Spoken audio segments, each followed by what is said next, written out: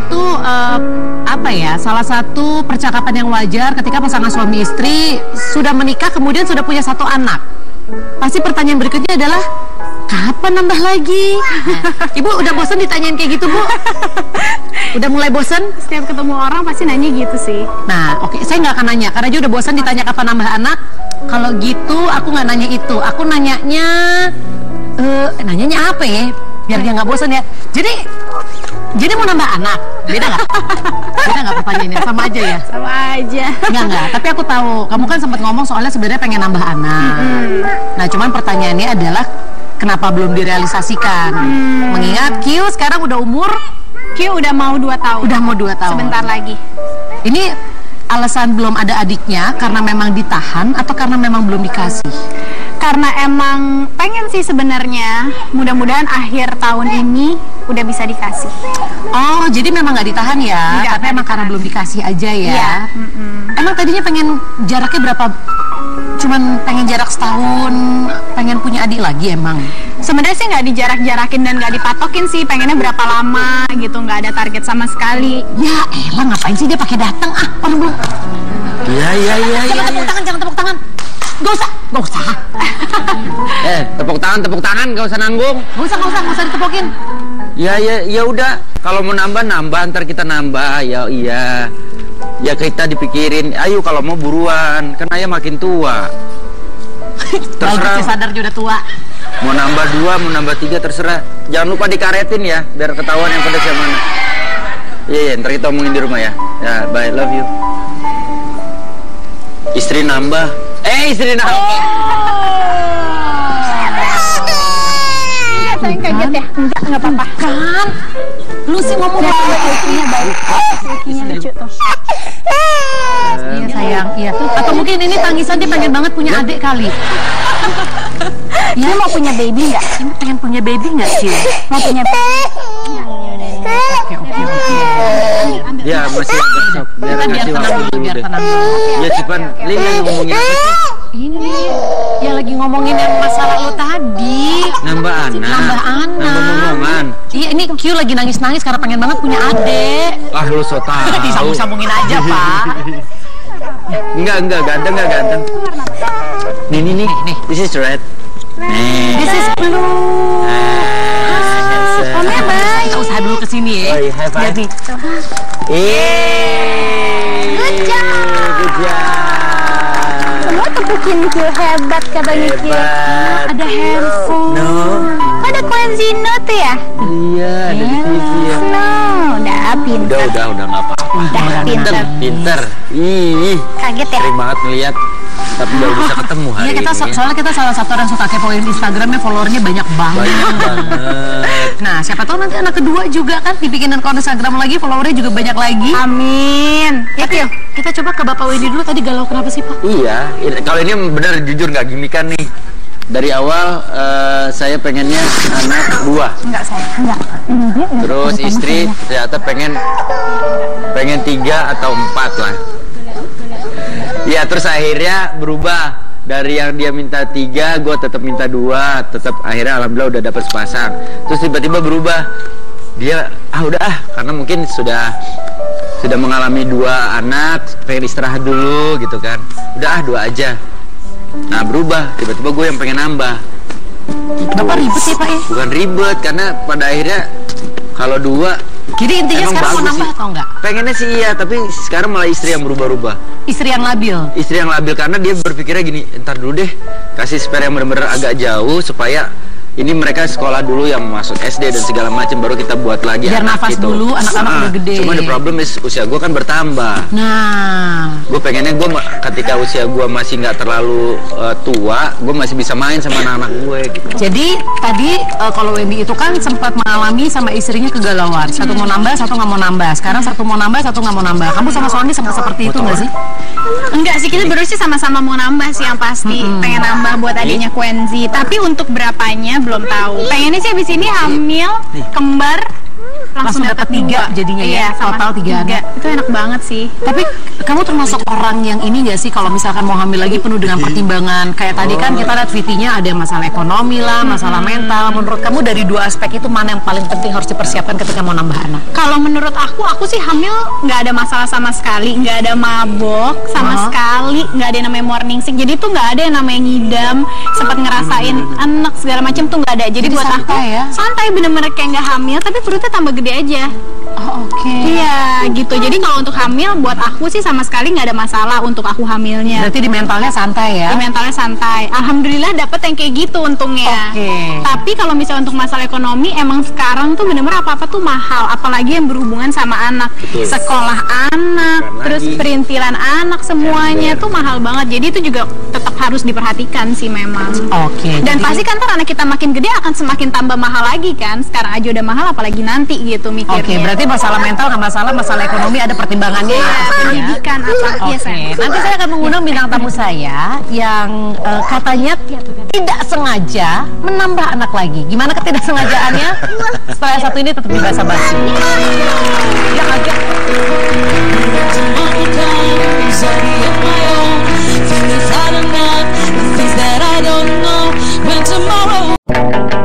banyak anak, banyak rezeki. Pepatah ini sepertinya masih dipercayai oleh pasangan suami istri Sue Redford dan Noel Redford. Sue dan Noel telah memiliki 18 anak, namun hanya 16 buah hati yang masih hidup. Selain itu, mereka telah memiliki 2 orang cucu. Sue dan Noel merupakan pasangan yang menikah di usia muda. Sang istri Sue mengandung anak pertamanya Chris yang telah berusia 25 tahun di usia 14 tahun. Setelah itu lahirlah Chloe, anak kedua yang telah berumur 19 tahun. Disusul Jack, Daniel, Luke, Millie, Katie, James, Ellie, Amy, Josh, Max, Billy, Oscar, dan Casper yang masing-masing usianya hanya terpaut 1 tahun saja. Keluarga ini dikatakan sebagai keluarga terbesar di Inggris.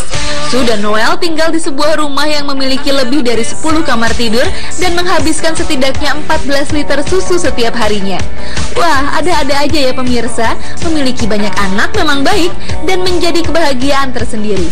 Tapi harus diingat bahwa semakin tinggi usia seorang wanita saat hamil, semakin tinggi pula resiko untuk kesehatan dan keselamatan ibu maupun bayi.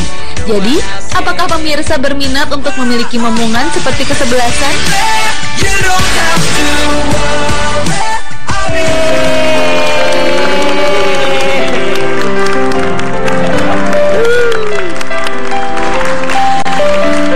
Nambah momongan atau enggak ya? Anaknya mendingan 1 atau 2 aja ya? Atau 4? Setiap orang kan pasti punya alasan masing-masing. Betul banget. Kalau Karissa kenapa pengen punya nambah anak lagi? Alasannya kenapa? Yang pasti biar Quenzi punya teman main. Karena sekarang Quenzi tuh pelit banget. Pelit banget, bener-bener. Masih umurnya 2 tahun. Nah itu dia, tapi kalau misalnya ngeliat temen-temen kayak anak temenku tuh nggak sepelit dia. Maksudnya kalau mau minta makanan boleh. Ini dia lagi makan mau diminta sama sekali nggak boleh. Mainan mau dipinjem sama temennya sama sekali nggak boleh. Dan menurut kamu itu karena dia tidak punya adik yang biasa untuk sharing iya. Seperti itu. Emang kepikirannya berapa sih? Punya anak. Pengen punya berapa sih? Yang ada di otak nih pas aku nanya kayak gini, angka yang muncul di otak kamu? Pengennya sih 2 atau 3 lah ya. 2 atau 3. Kalau kita ngomongin dulu kan sebenarnya orang selalu bilang banyak anak banyak rezeki, banyak anak banyak rezeki. Tapi kalau boleh jujur juga, kalau zaman sekarang kalau ditanya masih bukan percaya, masih relevan nggak? Masih relevan nggak dengan kondisi banyak anak banyak rezeki? Kalau menurut kamu sendiri gimana? Tapi sih benar sih kalau dibilang ada aja gitu rezekinya kalau emang udah punya anak gitu ya, itu percaya akan itu. Cuman sekarang zamannya kan emang makin susah kan, apa-apa serba mahal, terus juga nyari kerjaan juga semakin susah, apa-apa tuh pokoknya. Iya sayang. Iya sayang. Persi. Tetap harus ada pertimbangan ya. Tetap harus ada pertimbangan. Mungkin kalau dulu zamannya memang belum semahal sekarang. Iya benar, gitu. benar. Jadi ya itulah tetap harus dipertimbangkan. Kalau menurut aku sih itu dia sih yang masalah kayak pendidikan anak, terus masalah apapun tuh yang berhubungan sama tuh mahal. Jadi benar-benar harus mikir ke sana sih. Oke. Sekarang saya akan mengundang bintang tamu saya, sebenarnya udah pernah datang ke sini, bahkan mereka berbagi tips gimana caranya supaya cepet dapat momongan, karena mereka agak lama ya untuk mendapatkan anak pertamanya ini ya. Tapi sekarang tahu-tahu nambah lagi dalam hitungan bulan. Direncanain atau kebablasan? Langsung saja kita panggilkan Ijong dan Dena. Yeay. Hai, apa kabar? Lucu. Halo. Ini yang cewek kemana? Iya, yang cewek mesti bed rest di rumah, soalnya baru sakit minggu lalu. Oh gitu, jadi yang dibawa yang satu aja dulu ya. Silakan. Silakan. Kyu, ada temennya tuh Kyu. Ada adiknya. Ada temennya, ada Dede.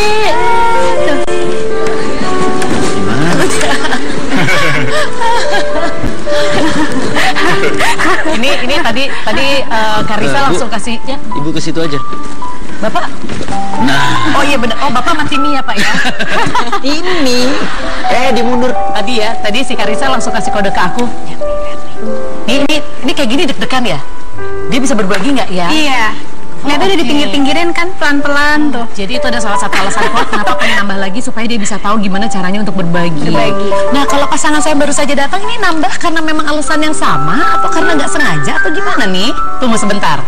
Aku dengar satu berita katanya pada saat tahu Dena hamil 9 minggu, Ijong sempat galau. Parah. Galau banget. Galaunya kenapa Pak? Nggak nyangka ya. Karena pribadi sih jujur pengennya 2 anak aja cukup gitu. Ikutin saran BKKBN ya, 2 anak saja cukup. Iya, biar pas gitu. Tapi nggak taunya dikasih ya udahlah. Sempet ribut sih awalnya. Dia nangis pulang dari rumah sakit kan hari itu, terus dia tes pack, oh kok positif gitu. Udah langsung buru-buru berangkat ke rumah sakit. Ternyata benar. Udah ribut habis di mobil. Terus 4 hari aku dicuekin. Iya. Dia bilang kamu menjebak aku katanya. Kayak di sinetron banget. Iya. Tapi nggak apa-apa, ini satu hal yang unik karena memang lagi-lagi beda pasangan, beda pola pandang. Kayak aku sendiri juga kenapa sampai sekarang belum nambah karena aku belum siap gitu. Masalah kesiapan mental terutama. Bapak nggak usah senyum-senyum aja Pak. Nah sekarang yang bikin Ijong sampai reaksinya sebegitunya apa sih yang terlintas pertama kali di otaknya? Lebih ke mikir ke depan sih, masa depan anak. Pokoknya kan awal sering bilang pokoknya 2 anak tuh cukup, biar pol-polan deh biaya dan segala macam tuh nomor 1 semuanya. Iya. Nah nambah 1 lagi jadi mikir, aduh harus kerja banget lagi nih gitu. Bener, lagi-lagi. Jadi tanggung jawab lah ya. Tapi sekarang emotional state-nya Ijong gimana? Kalau misalnya Dena kayaknya udah ya udahlah ya. Iya, emang pengen sih. Kalau kamu happy justru. Happy banget. Udah gitu sekarang beda banget kehamilannya sama yang kembar kan. Aduh, aku mual parah banget gitu. Kalau ini enggak, bener-bener kayak nggak ngerasain. Mental banget kalau ini. Kita waktu itu sebelumnya kita sering nyobain wine juga ya kan. Sebelum-sebelumnya nih gitu. Pokoknya pola hidupnya lagi nge-gym bareng, dia lagi capek banget dah. Nggak taunya jadi gitu. Bener-bener kuat nih yang sekarang. Nah sekarang ngomong masalah produktif, maaf nih Cipan, ini ada wanita yang paling produktif sepanjang sejarah. Mau tahu seperti apa produktifnya? Ini dia.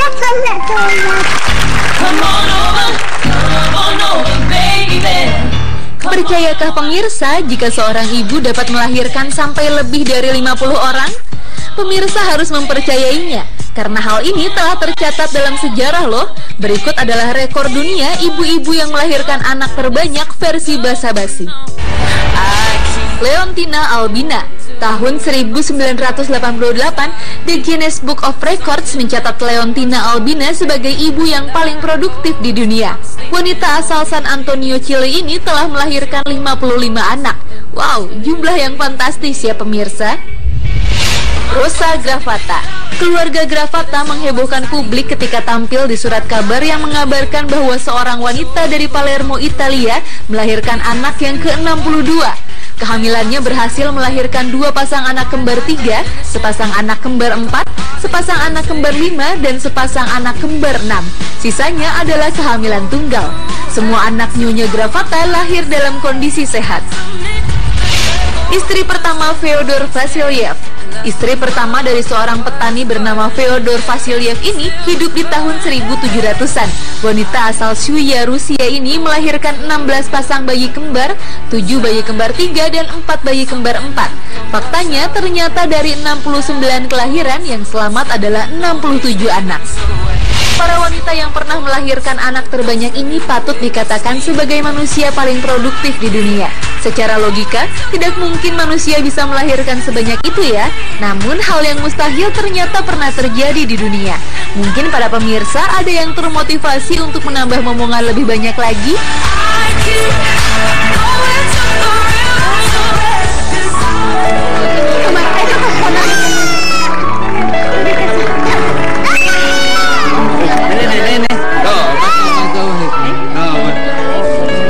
Ini ya serunya basa-basi kalau ada anak-anak ya.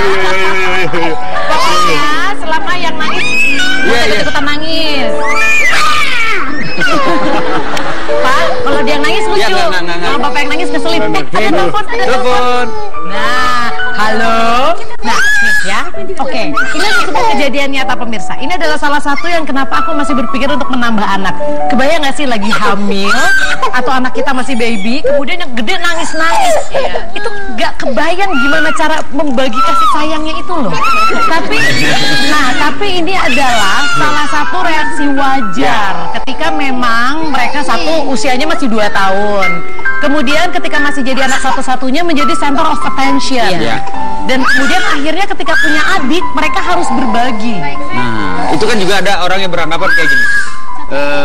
Kalau menurut Ijon sendiri sama Dena setuju gak? Ada yang bilang, ya udah lahirin aja dulu. Nanti kalau udah selesai, misalkan 3, targetnya 3, udah tinggal ngegedein. Ada juga yang berpikir bahwa tetap harus dikasih jeda. Ini pikiran aku yang ini nih. Tetap harus dikasih jeda supaya semuanya tetap dapat konsentrasi cinta yang pas. Gitu. Aku pribadi sih suka yang itu. Yang kedua. Kasih jeda. Makanya aku galau kan. Karena nambah momongan, nggak nambah momongan, setiap orang kan lagi-lagi punya pandangan masing-masing kan. Tapi sebenarnya gimana sih supaya ketika kita menambah momongan tidak banyak terlalu terjadi drama antara si sulung dan si bungsu. Betul sekali. Jangan kemana-mana, tetap di Basa-Basi. Masih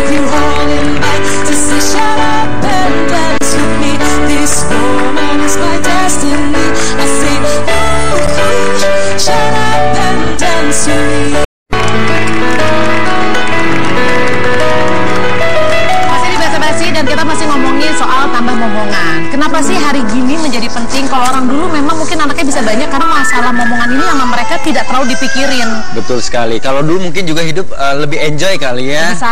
Lebih santai. Jadi mungkin karena saking santainya nggak kepikiran, oh biaya sekolah mahal, biaya popok mahal, susu mahal. Bapak kalau ngomong jadi agak gimana gitu ya Pak? Boleh agak aduh salah ya? Lagi gue.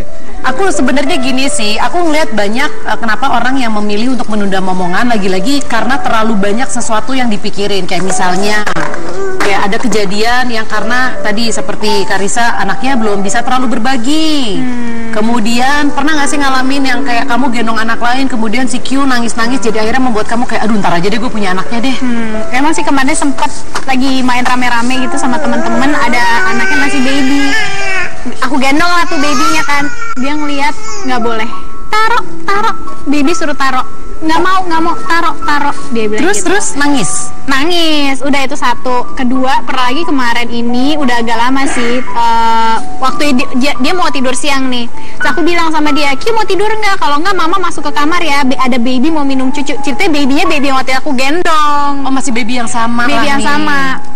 Kalau nggak baby minum cucu sama mama, nggak mau. Akhirnya tidur kan, sekuensi aku tidur sampai dia tidur dia masih ngigo, nggak mau, matanya merem tapi ngomong nggak mau. Ya, kepikiran berarti kan. Nanti kalau punya adik gimana tuh ceritanya? Pelan-pelan kali ya. Ya tapi mau nggak mau dia memang harus punya adik, dan dia kan emang harus tahu kayak berbagi tuh emang harus sharing makanan, sharing mainan, segala sesuatu yang memang harus berbagi. Nggak semuanya tuh punya dia gitu kan. Benar. Tapi sebenarnya gimana sih tips yang paling tepat supaya tidak terjadi hal-hal seperti itu, supaya karena gini, kalau prosesnya smooth kita ibunya juga senang, kita nggak ngelewatin masa-masa stres, apalagi punya baby itu kan pasti pressure-nya lebih. Langsung saja saya akan panggilkan seorang psikolog yang ternyata juga lagi menanti anak kedua. Beri tepuk tangan untuk Tara. Selamat datang kembali.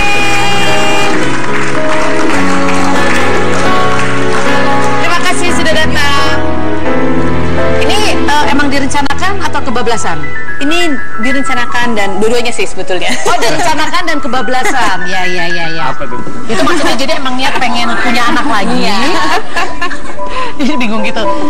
Gue juga bingung, direncanakan tapi kebablasan gimana? Enggak, maksudnya memang sengaja nggak ditahan. Oh, emang nggak ditahan. Ya, jangan ditahan lah, kalau ditahan ya nggak jadi lah. Itu maksudnya memang keinginannya. Emang rencana mau punya anak kedua, emang sengaja nggak ditahan, cuman nggak nyangka kok jadi gitu ya. Ya sebetulnya lebih ke kapan aja dikasih ya udah gitu.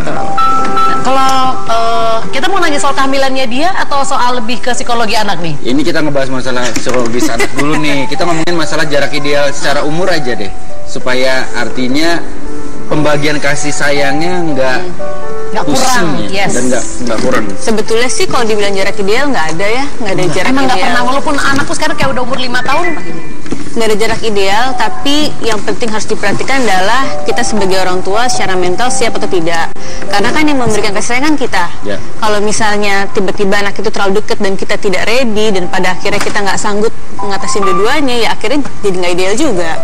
Kalau misalnya pun jaraknya misalnya 5 tahun, tapi kita juga tetap nggak ready, ya sama aja gitu. Jadi lebih ke kita sebagai orang tua secara mental siap apa enggak gitu. Jadi lebih ke mental ibunya, bukan ke mental anaknya. Ya. Jangan patokannya, oh ini anak saya udah mulai gede, berarti saya buru-buru bikin Ya karena anak kapanpun kan sebetulnya, apalagi jaraknya masih 2-3 tahun, pasti lebih pengen perhatian ibunya kan. Tapi kan nanti tergantung kitanya, kita bisa memberikan dengan adil atau tidak. Oke. Jadi mau dekat, mau jaraknya agak jauh pun selama kita memang merasa bisa yakin kita kasih 100% dua-duanya, itu nggak ada masalah. Ya karena setiap jarak itu ya pasti ada plus minusnya sih. Iya, benar. Kita mau ngebahas satu contoh kasus yang tadi ada di sini. Tadi Karissa sempat khawatir kenapa pengen punya anak kedua, karena dia ngeliat Q ini udah umur 2 dan nggak bisa sharing. Makanya siapa tahu kalau punya adik dia tahu dengan lebih konsep berbagi seperti itu ya. Nah, tapi pertanyaan aku, apa memang sebenarnya Q itu nggak bisa sharing, apa karena dia anak satu-satunya saat ini, atau memang karena lagi fase umurnya aja sih? Sebetulnya memang fase umurnya sih. Anak umur 2 tahun itu dimana-mana pasti kepengennya semua perhatian kan ke dia. Dia baru merasakan enaknya. Jadi memang itu wajar banget. Sebetulnya misalnya kayak dengan disekolahkan, mau nggak mau dia belajar untuk sharing, itu salah satunya. Punya adik juga salah satunya bisa jadi membantu si kakak ini belajar untuk berbagi sih.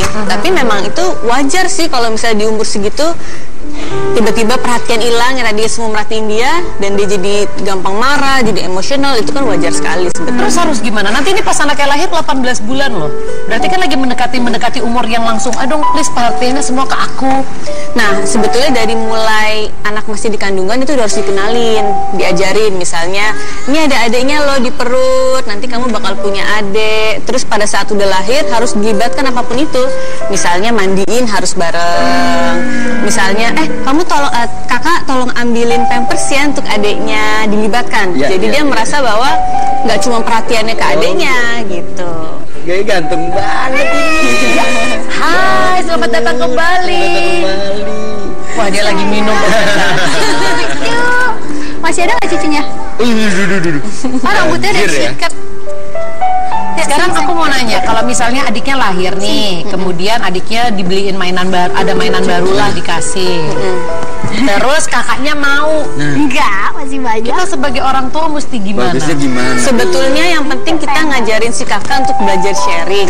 Tapi kalau si kakak teriak-teriak, nangis-nangis, ya memang kebanyakan akhirnya orang tua beli sesuatu untuk kakaknya, untuk adiknya juga. itu nggak boleh ya sebenarnya? Nggak apa-apa juga sih, tergantung dari kemampuan kita juga kan, gitu. Yang penting kan untuk mencegah supaya tidak jealous, tapi tetap harus diajarkan bahwa sharing itu perlu. Baik pemirsa, ini sementara kita tadi ngobrol, Q lagi sibuk mengamankan barang-barangnya. Tapi sekali lagi, buat orang tua yang mengalami masalah ini, ingat umur 2 tahun itu adalah fase yang wajar karena dia merasa semua barang adalah miliknya. Betul gitu. sekali. Besok-besok bawa ini ya, polis lain ya, jadi barang-barang yang taruh di dalam. Nggak ada yang boleh ngambil. Nanti kita bahas lebih dalam lagi, tetap di Basa-Basi.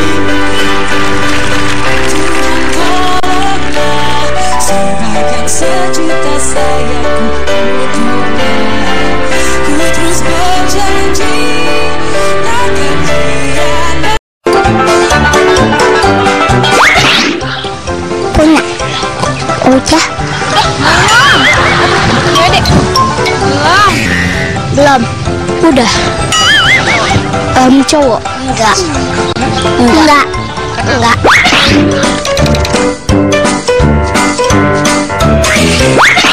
Mau. Enggak.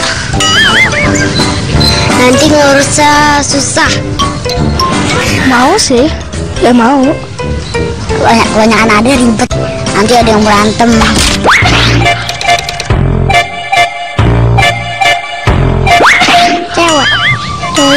Cewek kali ini maunya.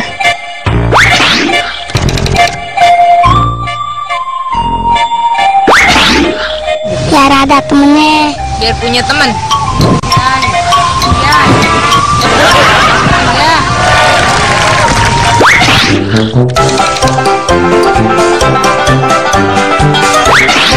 Ibu, aku pengen punya adik. Tata mau punya adik gitu. Mama. Iya. Ayo cepat. Mama aku mau punya adik. Tata mau punya adik, Mama. Bu, pengen punya adik cewek nih, boleh nggak?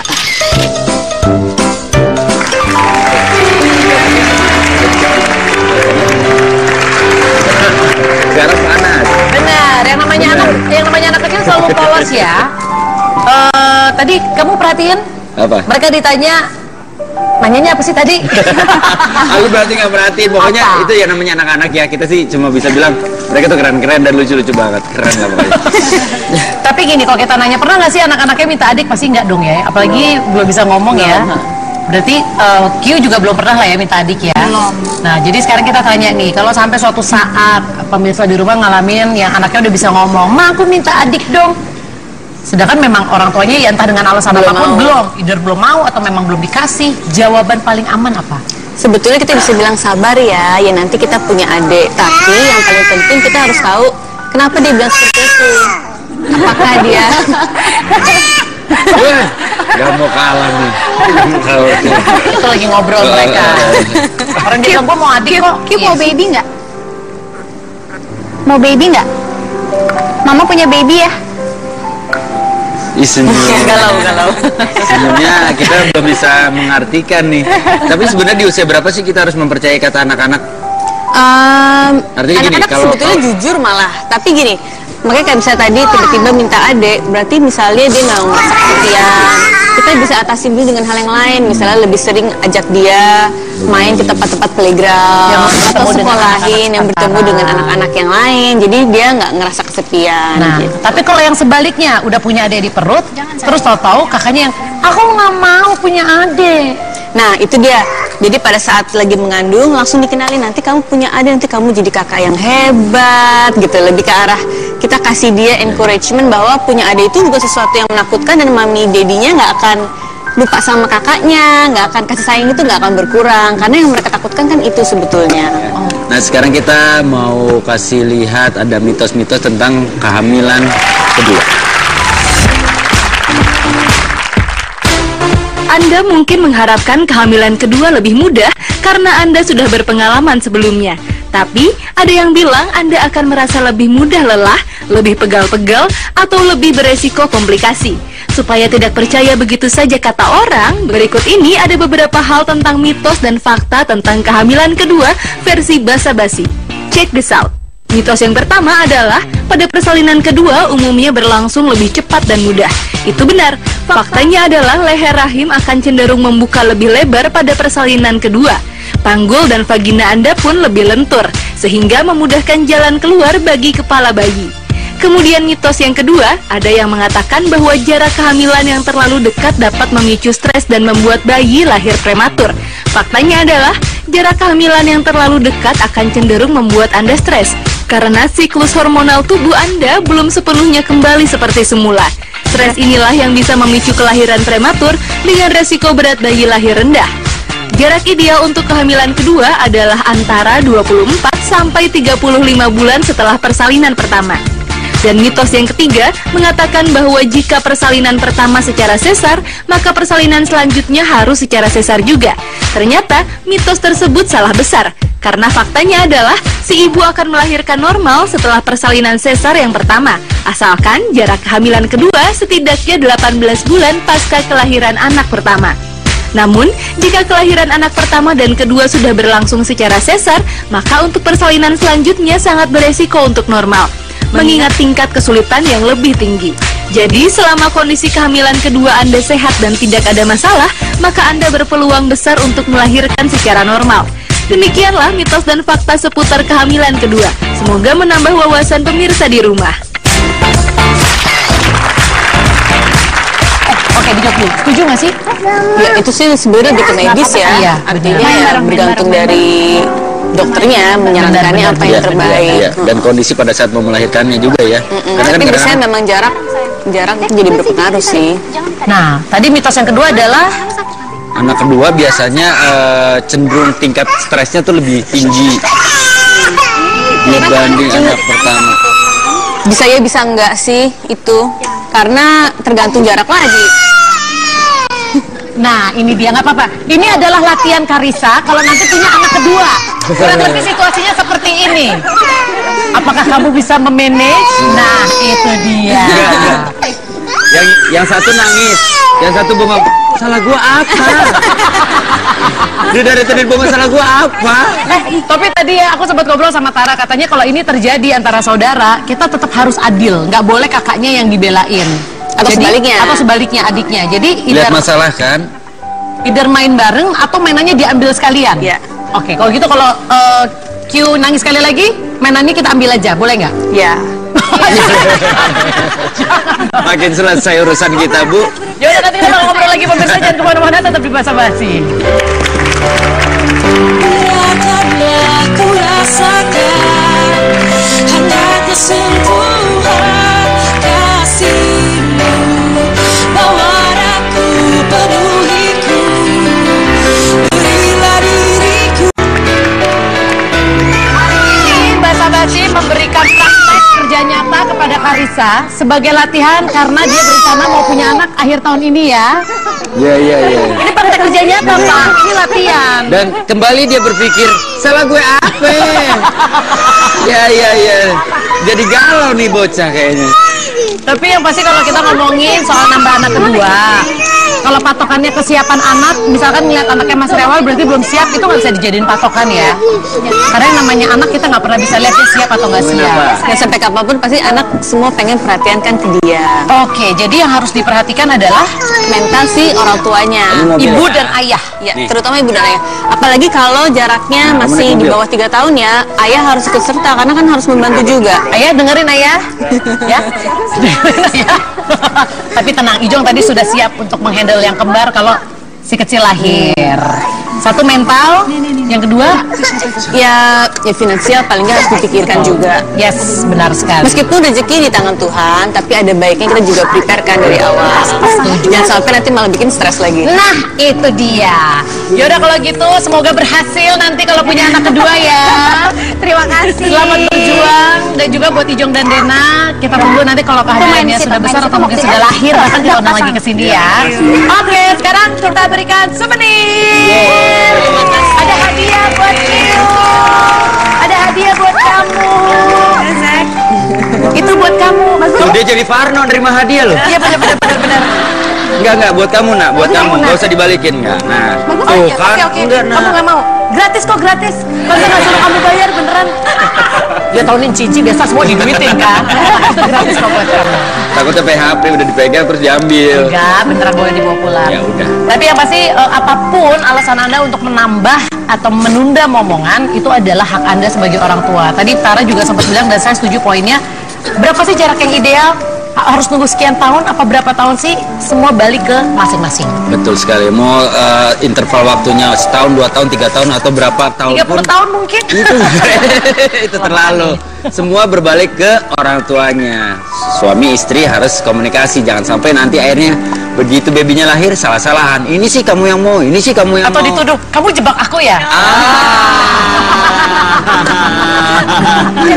Ya udah kalau gitu kita ketemu di lain kesempatan jam 10 sampai jam 11 pagi tiap hari hanya di Basa-Basi Bahas ini. Bye.